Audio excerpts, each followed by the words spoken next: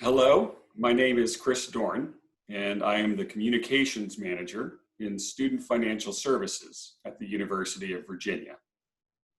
We look forward to seeing you when you come to grounds this fall, and today we wanted to share some important information about our office for both students and parents. This is a presentation that we offer every summer, and this recorded version is very, very close to exactly what you would have experienced in person. I'm going to speak for a while about some aspects of our office and interacting with our office, and then I'm going to pass things over to my colleague, Sarah Dorn, and she'll walk us through the rest of the presentation. First, we'd like to offer what it is that Student Financial Services does for parents and students.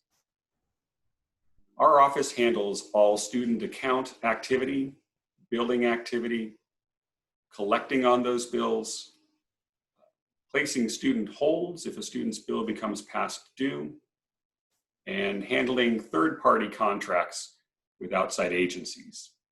We also process need-based financial aid for students, both federal student aid and aid that comes from university sources. Our office handles scholarships that may come from external agencies, as well as military education benefits processing. In addition to all of that, we provide ongoing financial counseling for students and for their parents. If you call our office or you write us an email, that's financial counseling that you're getting. Students also have access during the academic year and even during breaks to peer financial counselors. These are students who volunteer to get training in specific aspects of personal finance that are important to undergraduate and graduate students.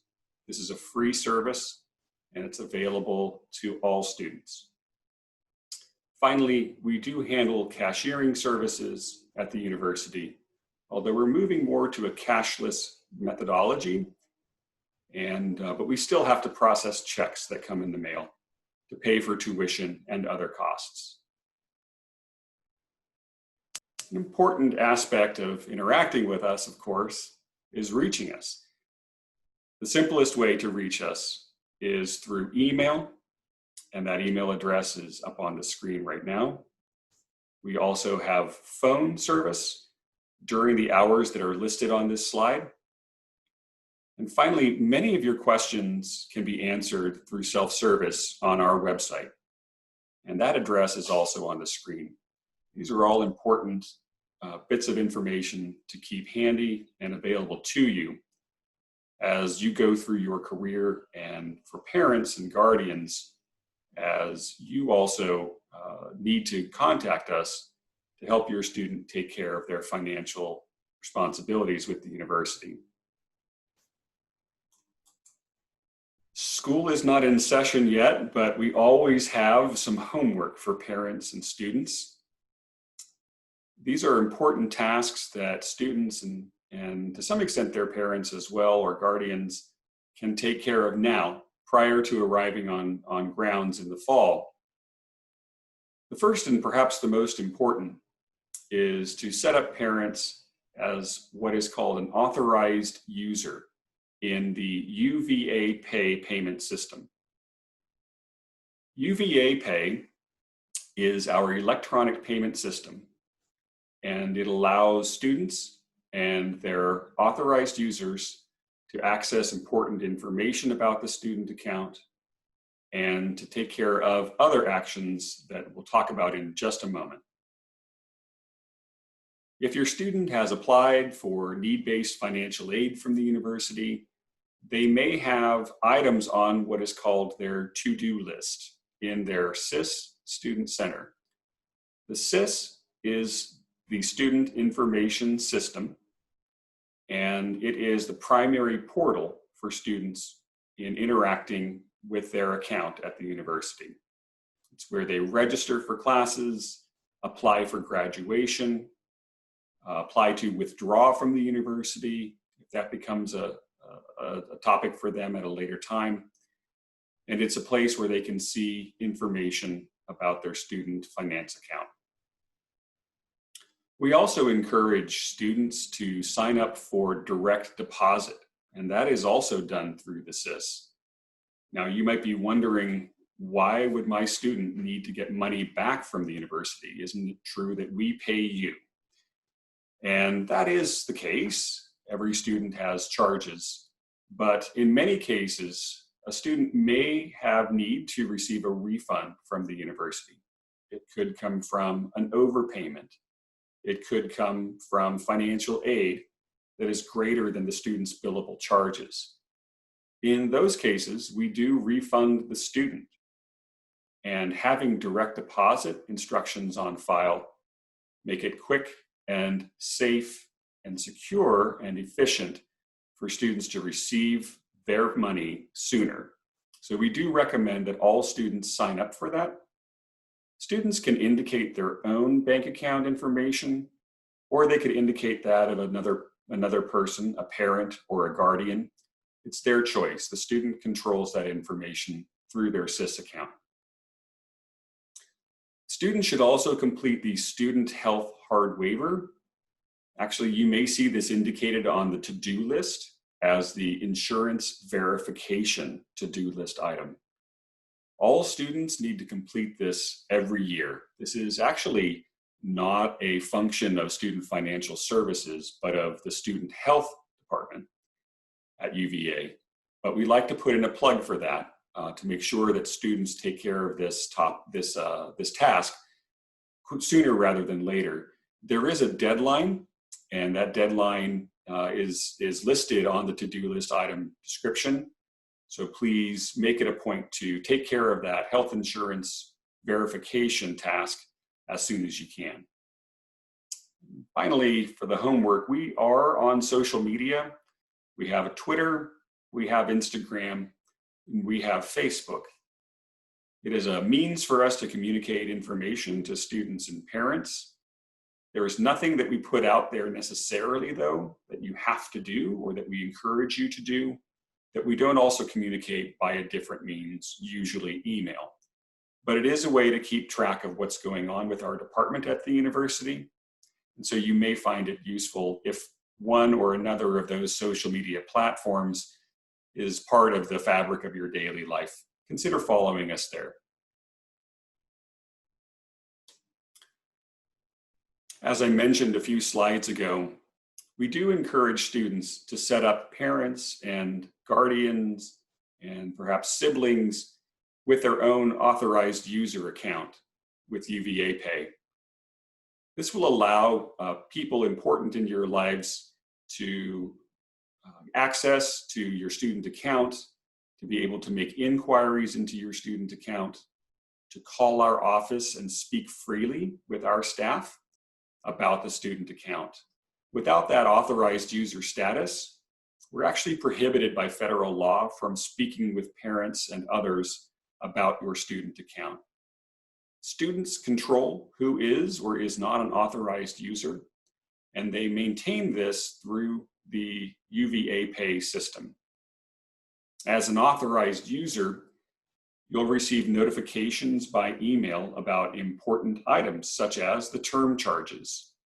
Each summer, in mid-July typically, although it could be later this particular fall, unlike no other, or like no other, and usually in mid-December for the spring semester, you'll receive notification about those term charges. You'll also receive notifications about new charges.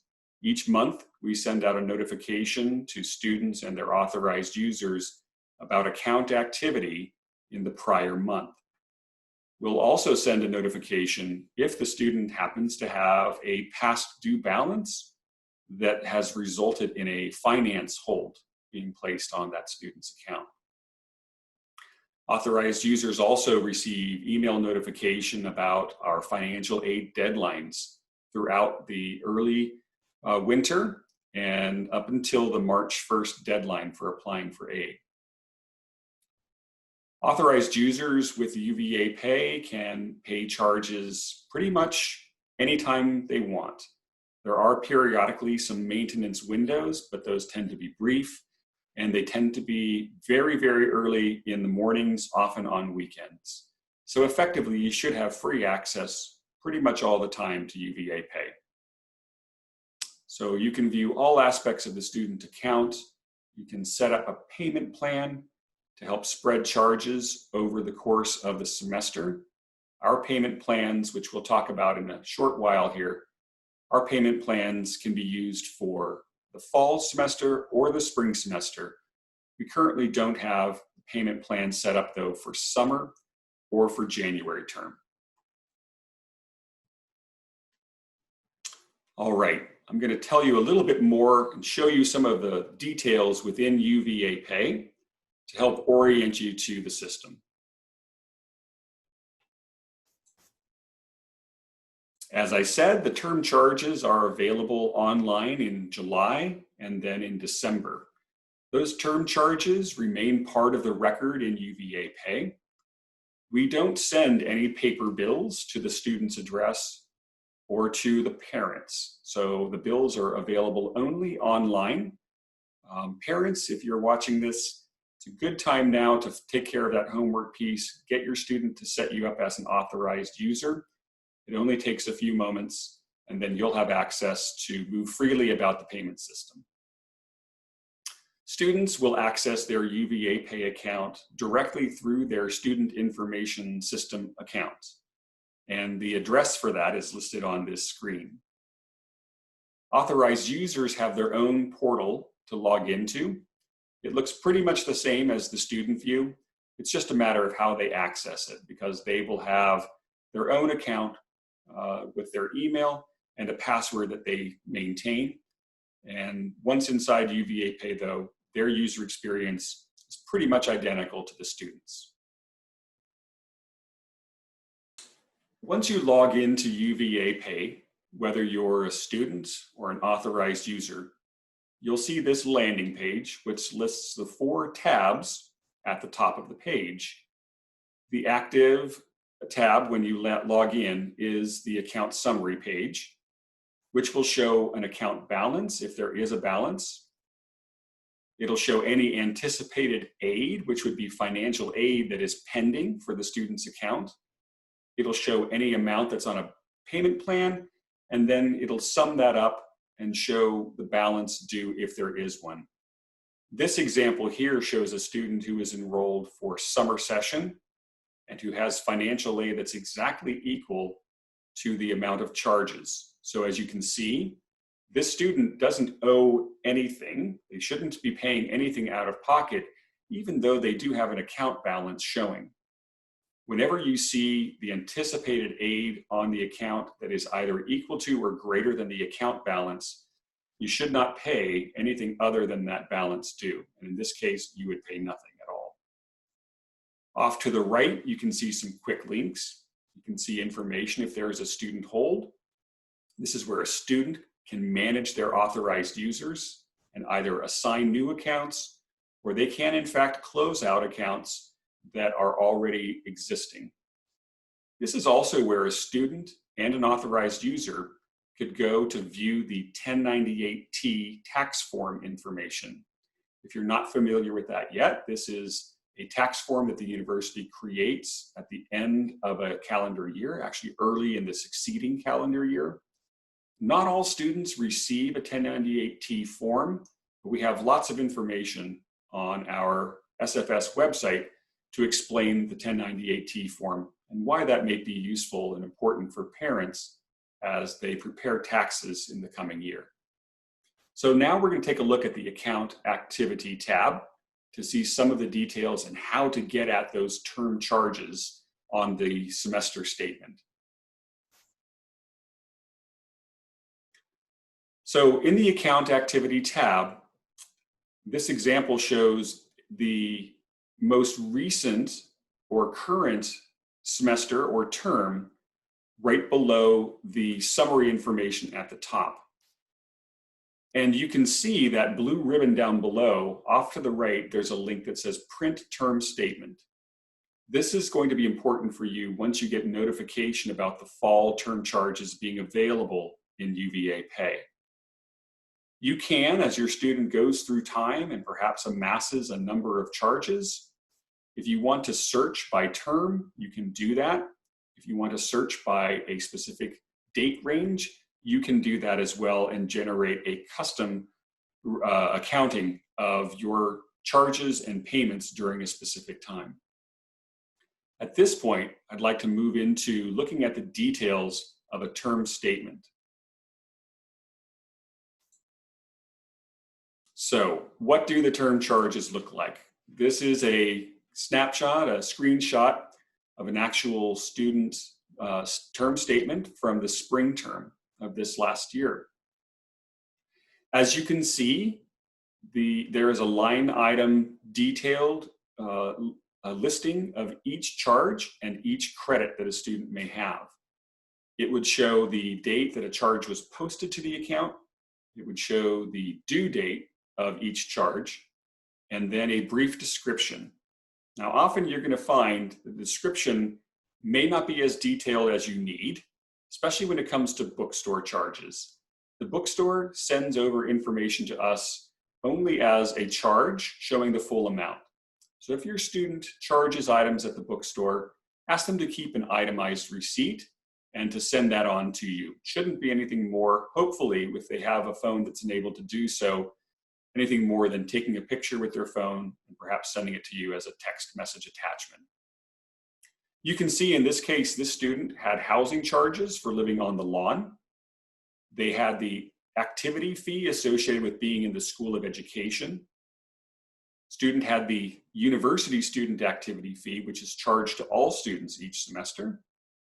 And it had the student had the comprehensive fee, again, which is charged to all students, pretty much all students, in most all cases, who are resident at the university. The big item, of course, that all students get charged is the tuition. And it is specific to the school that the student is in, and sometimes even to the year in school that they are.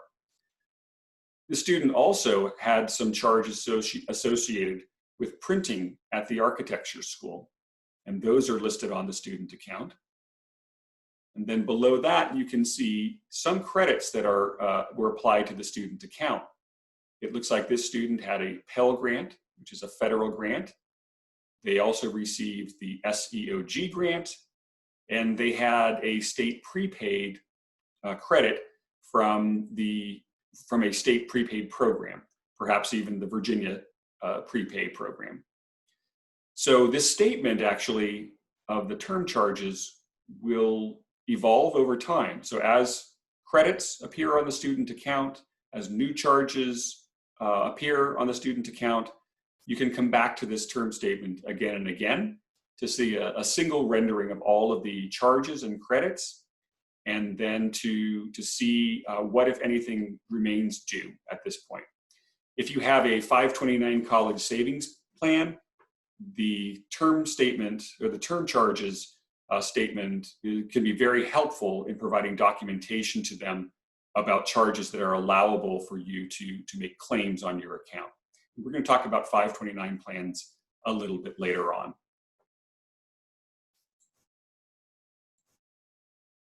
At this point, I'm going to pass things over to my colleague, Sarah Dorn, and she's going to take us through to the end.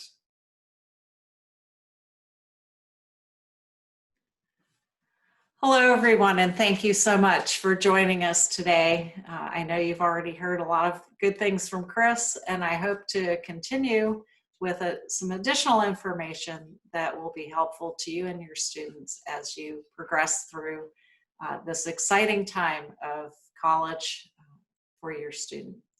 So he talked a lot about how we would bill you. And now let's talk about payments and how financial aid credits your accounts. So we break down the credits that come into the account basically into two different things. Payments that you initiate, things that you will actually take care of yourself, and then those items that are coming from other areas. So let's start with the payments that you initiate. We do prefer, if at all possible, that you make payments through UVA Pay by electronic check.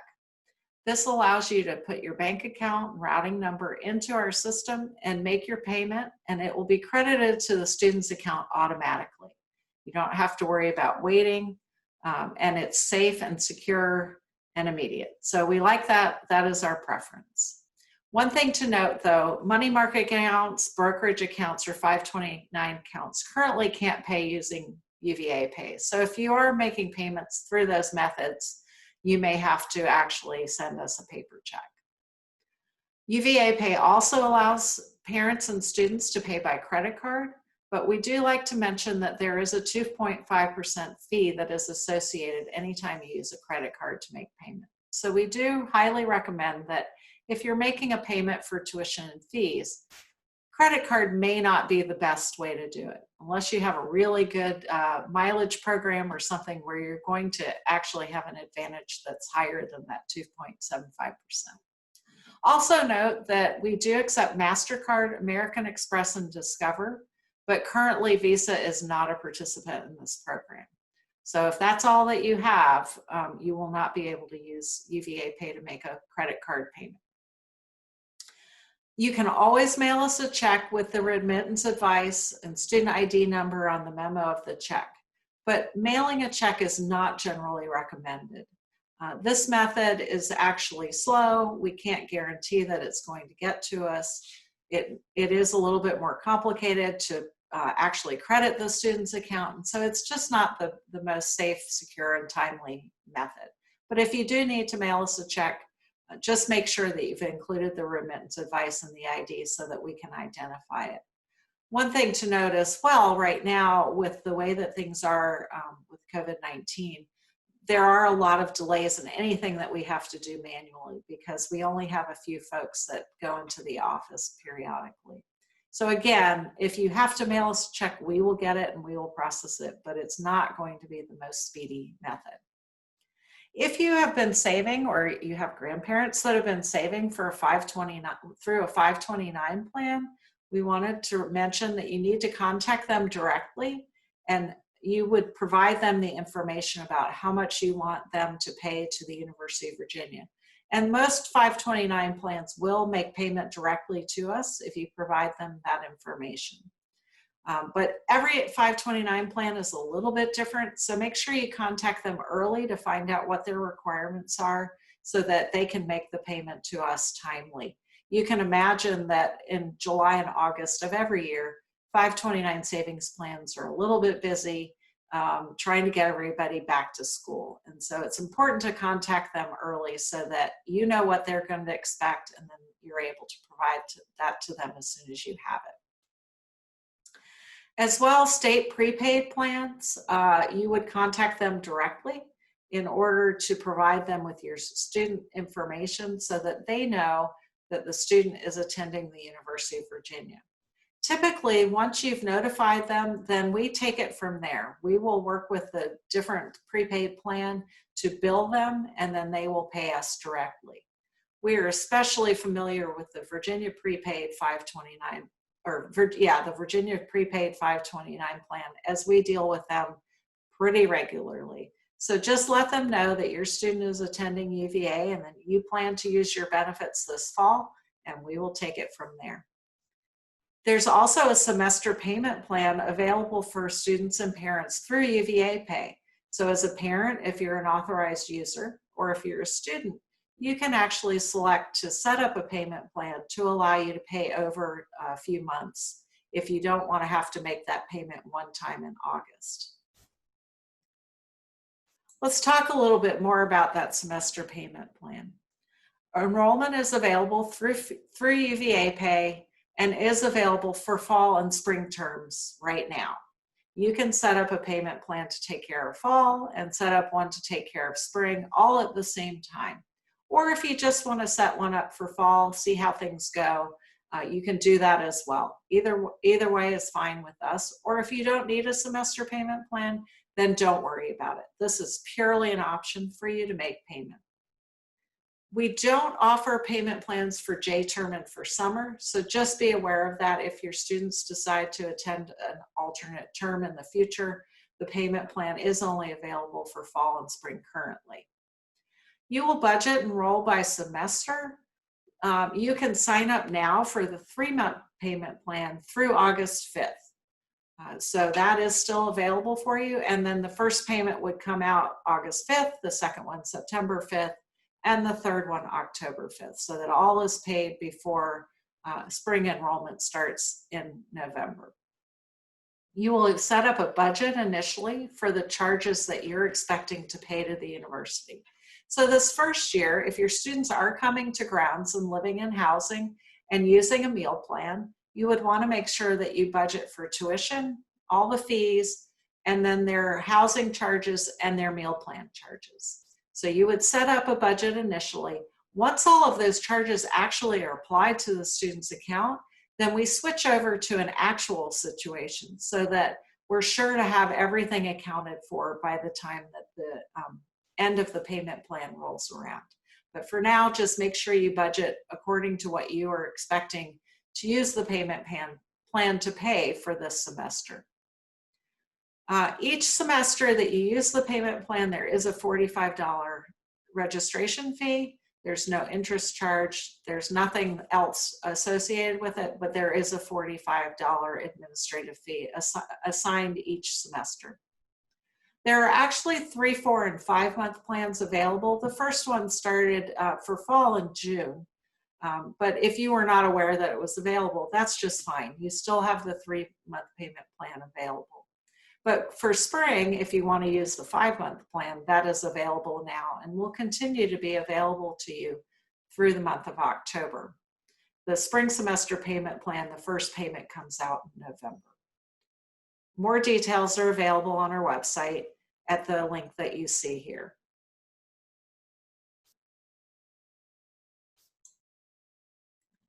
I want to talk to you a little bit about payments pending as anticipated credits. When you look at the student's bill, you may see something that says anticipated aid. It's showing as a credit to the student's account to account for any money that we're expecting to come in that we just don't have yet. So we want to make sure that when you actually make your payment, you're not paying more than is necessary. We just want you to pay the difference between any of the money that we're expecting from outside sources. So one good example of that, which is not really an outside source, but is financial aid. When we provide financial aid to students, we actually leave it out showing as anticipated aid until right before the term charges are due, which is about a week before the semester starts. So you'll see financial aid sitting as anticipated aid being accounted for in their bill so that you don't have to pay any more than what is owed after financial aid is applied. And if your students are utilizing loans, they just need to make sure that they've accepted all of those loans in the student system so that we know they're going to be utilizing those. Also, many of our students come with scholarships that are from their local community or a merit-based scholarship that they've earned. Please make sure that you let us know about those outside scholarships by completing the outside scholarship form that's available on our forms page on our website. This will allow you to not have to pay that amount until we actually get the funds. So as long as we know that a scholarship is coming, we will put a notation out on the student account indicating that we have that pending credit, and then you don't have to make that payment. So it's really important for us to have that information. Also, one note about outside scholarships, we will always assume, unless otherwise notified by the scholarship participant, by the scholarship initiator, that the scholarship is to be split over the course of the year. So we will apply half of it to fall and half of it to spring. So for example, if we have a $1,000 scholarship, then we would expect that it will be applied $500 for fall and $500 for spring. We also will process educational benefits through the VA, and so you'll see different things on the student's account as pending. We do give veterans benefits recipients additional time to make payment, and that will be indicated on the student's account, whether it's a pending credit or a notation that says pending veterans benefits. So all of those things are things that could reduce the amount that you actually owe to the university, even if we haven't actually gotten the money yet. As I mentioned, financial aid won't actually credit until right before the semester starts. So this year, August 17th is the date that you will see anticipated financial aid change into actual credits on the student's account. And if we haven't yet received a scholarship from the outside, it will continue to show as anticipated aid until we receive that money. But we know that nothing will credit the account that's anticipated until that August 17th date. One thing about loans to remember is that there is a small origination fee that is taken from each loan that is a federally provided loan. So for example, with students, their origination fee is about 1 percentage point. So just know that that amount is going to be taken out of the loan before it's applied. The good news is when you see that anticipated credit on the student's account in UVA Pay, it will take that origination fee into account. And so that way you'll know exactly how much money is owed beyond financial aid if there is any. Also, any student awarded federal work study, that money is allows them to earn money over the semester. So that is not considered an anticipated credit. If the student chooses to get a job through the federal work study program, they'll be paid biweekly, just like any other employee at the university. And of course, we have more information about financial aid on our website. So we offer this link to you in order for you to provide yourself with more information that you need. Once we've applied all of the payments and credits to your students' accounts, there are times when students will actually receive a refund from the university.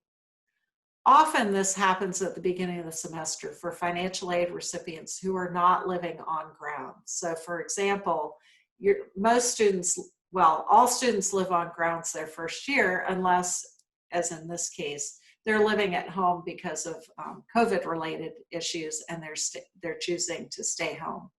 But for students that are here living on grounds, this first year, their payments for housing and meal plans will go to the university since that's where they will be receiving those services. But after this first year, if your student chooses to live off grounds and is renting an apartment, they may or may not be utilizing a University of Virginia meal plan. There will be opportunity for them to still receive financial aid for those charges. It just won't be given to the university. And so that first week, again, they would receive a refund from the university to be able to utilize to pay their semester's worth of rent and meals and other living expenses. So it is really important for students to go ahead and sign up for direct deposit now, whether they think they'll ever receive a refund from us or not. If March taught us nothing else, it's that we should expect the unexpected. And so whenever we can get ahead of things, it's best to do that. Signing up for direct deposit just allows you and your student to know that if they, for whatever reason, receive a refund or payment from the university related to their student charges, it will go directly, safely, and securely to a bank account of their choice. We do also recommend that students make sure that they keep up with their mailing addresses and SIS, just in case we do need to mail something to them. That way we will be sure that it gets to them and at the correct address. We also want to make sure that you understand after this presentation that, and during this presentation, that we really are here to help. Our office exists only because of students. We are here to help serve them and help them navigate the financial realities of going to college. So what if something goes wrong? And plenty of things can. Some things are within your control, some things are not. And we realize that a lot of this stuff can be really complicated and confusing.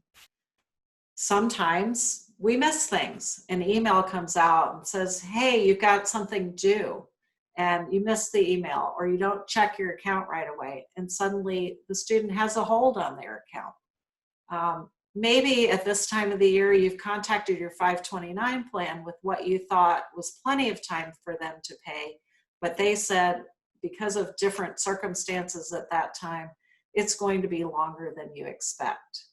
It's important for you to let us know about these things.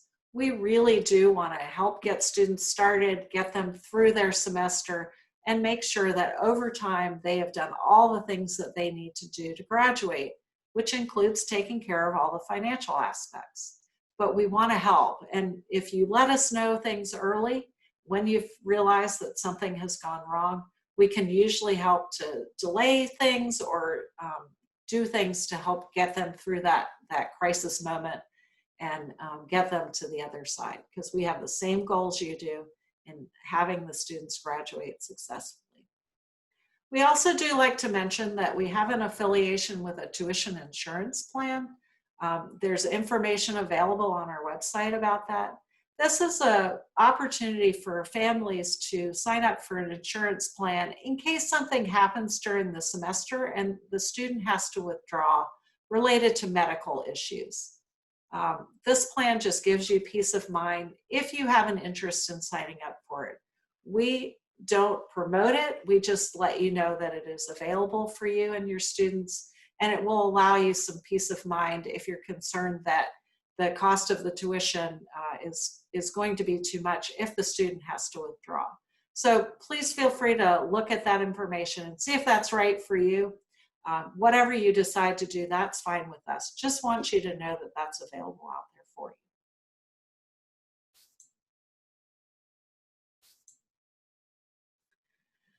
So the big topic going on right now, certainly as we're thinking about our students returning to grounds and are very excited about our students returning to grounds, is COVID-19 and what that means for students when they return. Now, your students will be getting all kinds of information from the president and the provost and their schools related to their classes and what they're going to be doing living in the dorms. But we wanted to let you know how COVID-19 is affecting our services and our ability to meet with you. Our in-person services currently, and actually since March, have been unavailable. Our building is locked and only available to very few people who actually have to be in the office. So we're all working from home like many of you are. And we expect to continue to have a minimal staff in the office, even starting in August. But we will be doing all that we can to ensure that you have the availability from our folks to help you, whether it's in person or online through the phone or other mechanisms to provide you service. Our main goal is to keep everyone safe. And so we just wanted to let you know that we are still working on what our services will look like, and we will be providing that information to you through our website and social media. So before you come driving down to the university, make sure you've checked on that or called our office to see what is available. We expect that most of our appointments will require that you make an appointment so that we can meet with you in person, or we can meet with you online if that makes it easier for you as well. So again, things are all in flux. There's lots of moving parts, and we just wanted you to be aware that certainly for now, we're not sure exactly where we will be at that point in time. And so make sure you've checked ahead so that you can get the service that you need. We are also very, very aware that everyone has been impacted by this pandemic. Many of us have been impacted financially, especially. And so we expect that students and parents will need to appeal their financial aid awards or may need to apply for financial aid when they haven't in the past. This is our mission, is to provide these things to you. But we wanted to let you know that because there are so many more, things have slowed down a bit. And so we expect to have everyone ready to go in the fall, but please know that as your situation changes, we do want to hear about it, and we want to know if there's something we can do to help. We will have processes in place if you have specific financial appeals that you need to make to us, and all of that again will be communicated on our website, and you'll be able to find out those ways that you can provide the information that you need. It is an ongoing process, and we are working hard to get that information out there to you, because we know that's a really big and important part to your students being able to come to school. Your path to success. So we do have the same goal in mind. We want all of our students to come to be well, to have a successful 4 years at the university, and hopefully 4 years to get their undergraduate degree.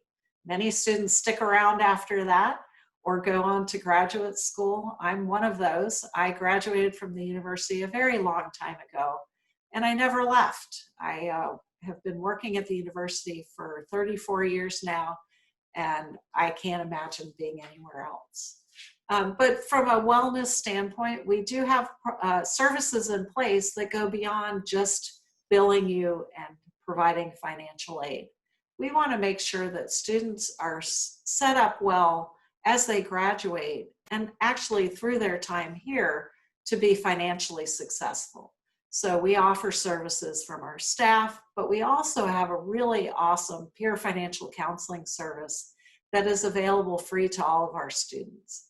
If they find themselves in a situation where they have questions about setting up a budget or how are you using student loans, they can contact our peer financial counselors to obtain one-on-one service from them, from people that are just like them, that are going through the same things that they are. We have heard from our students loud and clear that having that type of resources really made a difference in their ability to navigate the financial pieces of being a student. It certainly helps them to feel like, oh gosh, you're going through that same thing, and this is how you did that, instead of hearing it from us who are parents and tend to have a little bit less of a sense of what they're going through on a day-to-day basis. So we just want to let you know about that. There's programming throughout the year, and we hope that your students will take advantage of this service if they need it. We want them to get what they need. So this is going to look familiar to you. Chris has already talked you through the homework for parents and students, but just as a reminder, students, make sure you've set up your parents as authorized users so that they have information as timely as they can about your bills and about other important things that are going on in our office, so that they're getting that information directly. Make sure you've looked at and completed all your to-do list items in the Student Center so that you don't have anything that's out there that could create issues for you down the road. Make sure you've signed up for direct deposit. Make sure that if you need student health insurance, that when the time comes, you enroll in the Aetna Student Health Plan if you were planning to utilize that.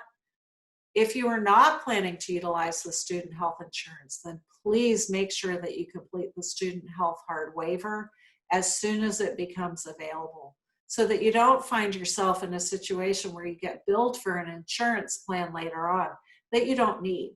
So that's a really key piece. And all of you, please feel free to follow us on Twitter, Instagram, and like us on Facebook. Social media of your choice, whatever you want. We also like to take a brief moment to look ahead to next year. For those who are applying for financial aid again or for the first time, please be aware that October 1st is the date that the 2 forms that you need to begin the application process are available. The FAFSA and the CSS profile will be required for you to receive federal and any institutional financial aid that's available. The sooner you complete that for the next year, the sooner you can get on with your lives and not worry about it. But definitely, no matter what, make sure that you've completed both of those applications by March 1st in order to ensure that you receive the greatest amount of financial aid that we have available. Also, if you're looking ahead to spring of 2021, just know that the term charges will be due sometime in mid-January. So for planning purposes, you'll know that those charges will be out there sometime in December, and then in mid-January, they'll be due right before classes start. And as I mentioned, this is why we're here. We want to help see your students through to the really ultimate goal of graduation. That is our goal for them and for you. And we hope that our office can help provide guidance and help along the way to get them there successfully from a financial standpoint. We know they've got the academic piece, but the financial piece is something that we are here to help them with. We really appreciate your time and attention throughout this presentation. We are so sorry that we can't see you in person right now, but we hope that as things progress and time goes on, we will actually get to meet you in person, and we'll be able to spend some time with you talking about your great children, or talking about you if you're a student watching this presentation, and all of the dreams that you have for your college career and then going forward after that. Thank you so much for your time, and have a great summer, and we'll hopefully see you in the fall.